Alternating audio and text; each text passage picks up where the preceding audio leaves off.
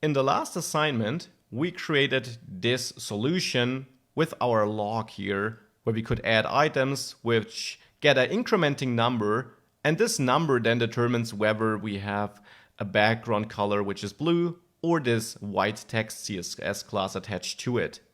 Now, in the assignment, I said that it is one option to use an incrementing number in our log.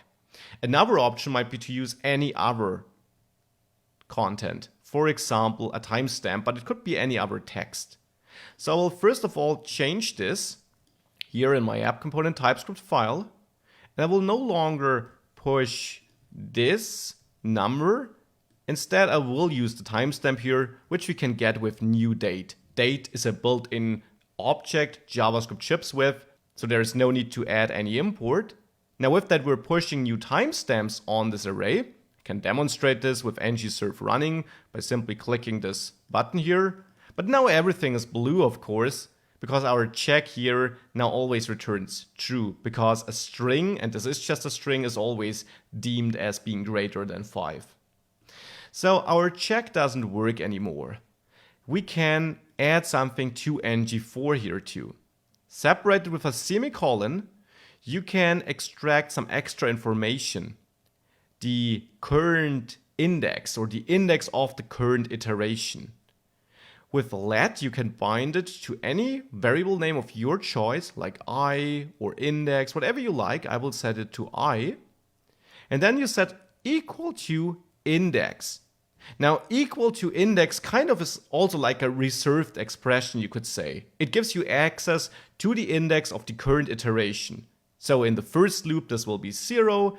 In the second loop, so in the second element in this array, I will be 1, and so on. Now with this information, you can of course update your solution here to no longer check if log item is greater or equal than 5, but if I is greater or equal than 4, because remember, the index starts at 0. So let's update both checks like this. And now with that, this should work with any content and not just with incrementing numbers. This looks pretty good. So that's a tiny addition, extracting the index of ngFor just like that. With that, enough about the basics. We got a lot of solid knowledge right now. Let's use it to set up our course project in the next section before we then dive deeper into components and data binding. Can't wait to see you there.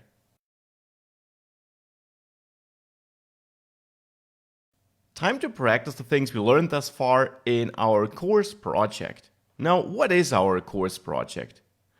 My goal in this project, which we will build throughout the course, to which we will come back after the individual sections of this course, is to build a recipe book and shopping list app. You saw it in the intro video of the course.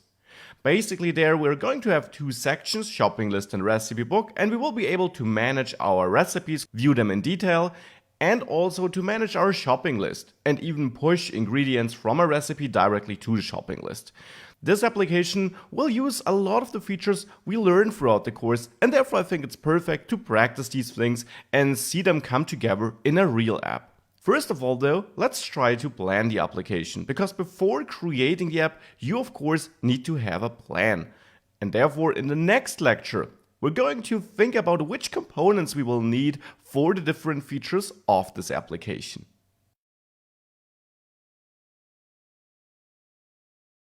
The first step in creating an Angular application, of course, is to lay out the structure of this app and especially plan which components you're probably going to need. Now, it's normal that whilst building the app, you decide to add another component which you didn't plan to add at the beginning, or maybe you decide that you can merge two components you thought you would have to split.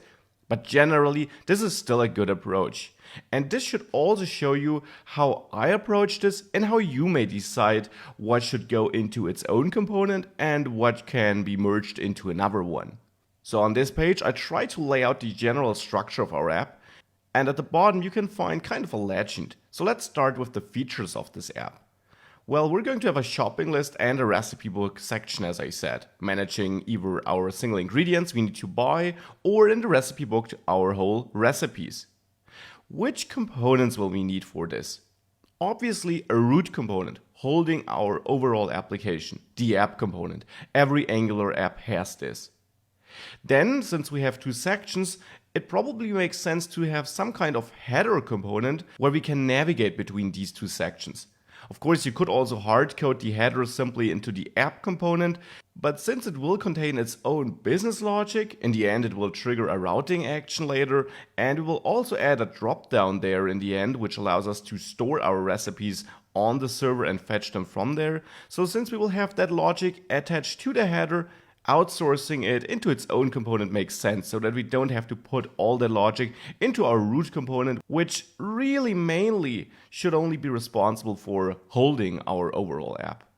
So that is the header. Now let's dive into the individual features. Let's start with the shopping list. Here I guess it makes sense to have the overall shopping list component. Remember, the purple box is only the feature, so we need a component holding our shopping list. And maybe in this shopping list component, we also want to have a shopping list edit part, which allows us to add new items, so an input field and a button, because that again has its own logic. We will have to decide if we're editing an existing item or adding a new one. We need to submit this, so it makes sense to create its own component for this, so that we have our overall list component, mainly holding the data of the list, and the edit component being responsible for managing this data kind of, though the edit component will be nested inside the list component. I guess that's it for the shopping list. Let's have a look at the recipe book. Here, it certainly makes sense to have, again, just like with the shopping list, a recipe list component, which shows us a list of all our recipes.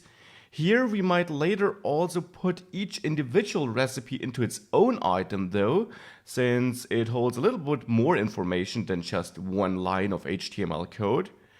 And a recipe detail area would be great too. So an area where once we select a recipe, we can see information about that. Later in the course, we will also add another component here because we will then somehow need a component which allows us to edit existing recipes or add new ones. But since this is really advanced and we would not be able to fill it with much life right now, I will omit it for now and focus on the displaying part. So a list with items and then the detail section, which displays the details for the currently selected item.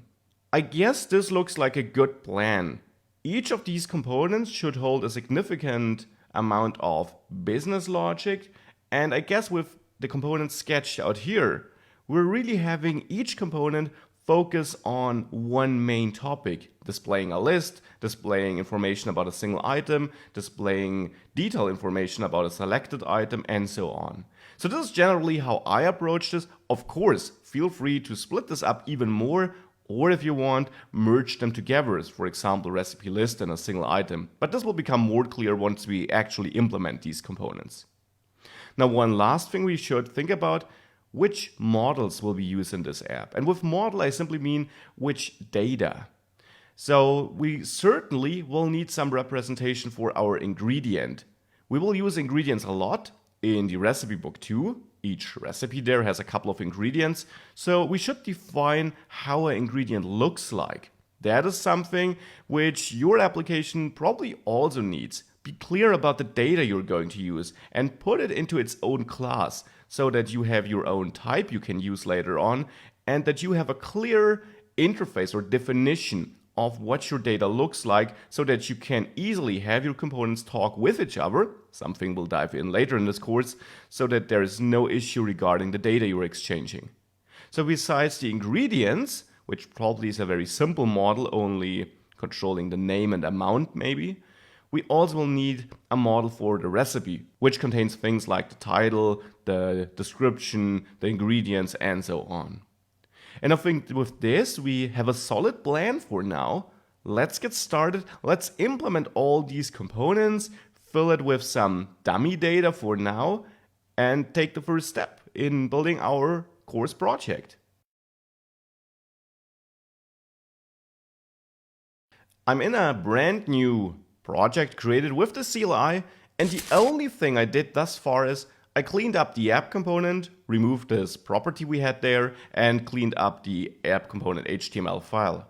All the rest is still the same. I didn't change anything else.